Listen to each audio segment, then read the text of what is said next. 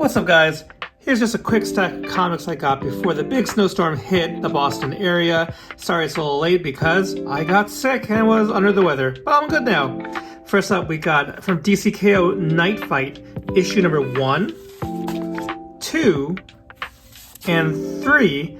I've been hearing great things about this miniseries. I've been enjoying the main DCKO event, and oh, by the way, all these books are courtesy of Magic Dragon Comics.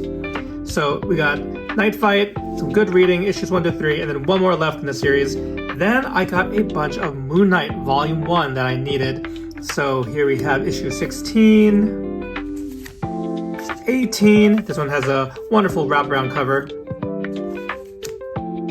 Issue 22, and many of these, including this one, are covers by Bill Sienkiewicz.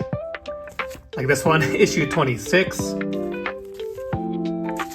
Issue 27 has a cover by Frank Miller, right there. Very cool. Another Sienkiewicz, issue 31. Issue 32.